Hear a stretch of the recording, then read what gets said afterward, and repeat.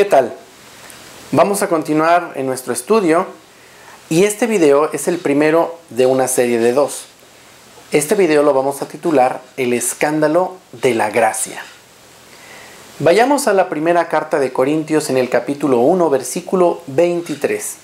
Y la Biblia dice: pero nosotros predicamos a Cristo crucificado, piedra de tropiezo para los judíos y necedad para los gentiles. Dice la Biblia que Cristo para los judíos es roca de tropiezo y para los gentiles necedad. La palabra tropiezo viene del griego que significa escándalo. Si ves la etimología de la palabra, se refiere a una pequeña trampa donde entra la presa y automáticamente baja la puertita para que quede atrapada. Este mensaje es un escándalo para la mente religiosa, porque piensan que la gracia los conducirá a una trampa para ser encerrados. Sin embargo, cuando les dices que ya están encerrados y atrapados por la religiosidad, piensan que este mensaje de gracia no es correcto. La palabra religión significa atar algo por las diferentes creencias que tenemos. La palabra religión es algo que te ata en tu creencia tradicional y te roba la libertad para convertirla en una atadura que va más lejos del significado atar.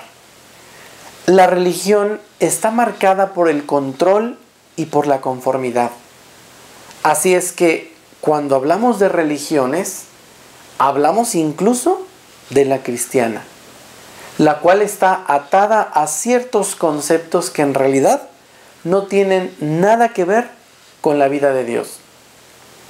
Es importante entender que el cristianismo es diferente de la religión cristiana, porque el cristianismo está fundamentado en la palabra de Dios y en la unión que compartimos con Él. Esto no quiere decir que estoy minimizando la Biblia, pero si el diablo no trata o no te lleva a hacer las cosas de Él, te va a llevar a un lugar donde la religión te va a atrapar. Así es que si tú construyes tu vida alrededor únicamente de la Escritura y no te enfocas en Jesucristo, vas a caer exactamente en el mismo sistema donde vivían los fariseos. Yo solía decir, yo vivo por la Biblia. Quiero dejar en claro que no estoy minimizando la Escritura, sino simplemente quiero decir que hoy entiendo que vivo por Jesús. Le doy gracias a Dios por la Biblia, pero le doy gracias a Dios por la vida de Jesucristo, porque Él es quien me da la vida. La Biblia es un retrato donde me enseña fotografías e ilustraciones del Señor Jesucristo. La religión trata de vivir por la Escritura, pero el cristianismo vive por la vida de Jesús y aprende de la Escritura por la unión que tenemos con el Padre, el Hijo y el Espíritu Santo. Cuando Jesús habló con la gente religiosa, fue un escándalo para ellos. Y también lo es para nosotros en estos tiempos. En realidad, no hay nada que tú puedas añadir a la obra consumada de Cristo Jesús. Ahora, esto no quiere decir que no vamos a hacer nada en el reino de Dios. Sin embargo, la gente toma las actividades cristianas como el fundamento para tratar de consumar la obra de Cristo Jesús. Es decir, le dan la vuelta al mensaje y en lugar de ver las actividades como un resultado, lo ven como el fundamento. La Biblia lo explica así: de la manera que recibiste al Señor Jesús, camina en Él y vive por su fe. Descansa en Él. Déjame explicarte por qué estas palabras son un escándalo para el religioso. Estas palabras son un escándalo porque no saben diferenciar la obra a la cual fuimos llamados a trabajar y el descanso al cual fuimos llamados a disfrutar. Cuando hablo de descansar, no hablo de vivir una vida de flojera o de no hacer nada. Acompáñame a Mateo capítulo 11, versículo 28 al 30.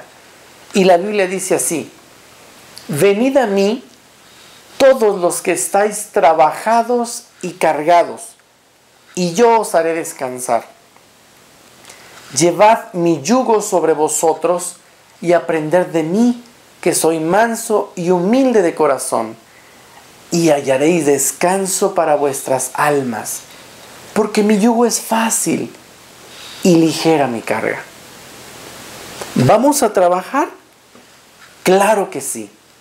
Sin embargo, trabajaremos bajo el fundamento de ese descanso que tenemos en Cristo Jesús.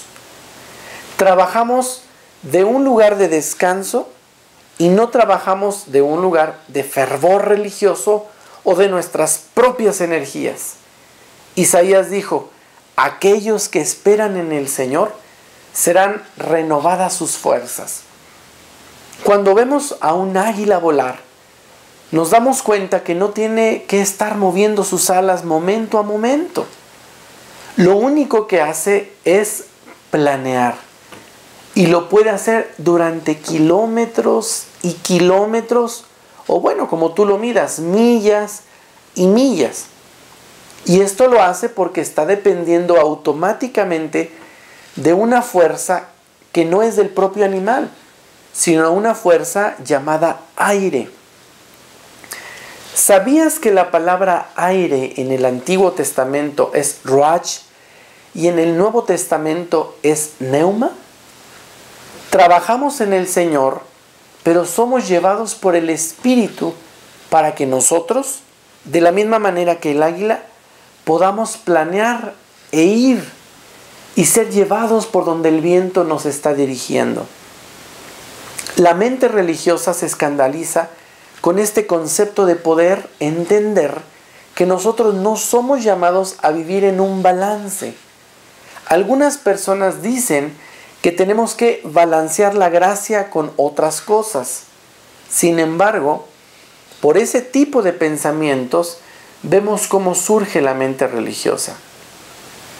Por lo tanto, cuando enfrente a personas religiosas que pidan un balance entre la ley y la gracia, solamente descansa en Dios y date cuenta que no es tu trabajo llevarlos a una revelación de Dios y que tu trabajo es únicamente hablarles de este Dios de descanso. Y lo demás lo dejamos al Señor. No tenemos que decirle a las personas cómo deben de vivir y qué deben de hacer. Muchos tenemos temor de hablar de esta gracia porque pensamos que las personas van a tomar ventaja de esto. Es decir, pensamos que van a hacer cosas horribles y pensamientos como estos, porque seguimos trabajando una idea sobre un concepto religioso. A mí me alegraría ver a las personas tomar ventaja y que aprendieran a descansar en Dios. Cuando nosotros queremos honrar a Dios porque debemos y no porque queremos, hemos dado inicio a un estilo de vida religioso. Cuando sabemos que el Padre, el Hijo y el Espíritu Santo moran en nosotros, el hacer es únicamente el resultado del ser. Recordemos que la religión se conforma con el contentamiento de lo que creemos. Con el mensaje de la gracia, muchos de nosotros hemos crecido y el crecimiento tiene un dolor. ¿Recuerdas la expresión de algunas madres cuando nos decían de jóvenes: crecer duele, hijo? Esa es una realidad en el reino de Dios. No importa qué persona seas o incluso los que caminan aparentemente en una gracia, cuando alguien trata de controlarte y te conformas a la idea de que eso es lo correcto o lo malo, ten cuidado de eso. La religión tiene que ver en cómo maneja el control y la conformidad. Muchas personas han dicho que tenemos una gran división porque no pensamos en lo mismo. Yo en su lugar diría lo siguiente, que esas personas no se han conformado a la idea tradicional que han recibido. El desacuerdo no es una división. La división es un asunto de la cabeza, no del corazón. Por lo tanto, si alguien está en desacuerdo contigo, lo puedes seguir amando. Yo tengo muchos amigos con los que practico esta verdad. El problema es que todos vivimos en una cajita, en una caja finita. Por lo tanto, vamos a respetar y abramos nuestra mente para ver qué nos quiere enseñar el Espíritu Santo. Podrías pedirle al Señor que te muestre información que no te haya beneficiado. Y pídele a Dios que te saque de esa mente religiosa y experimentes la libertad de la mente religiosa.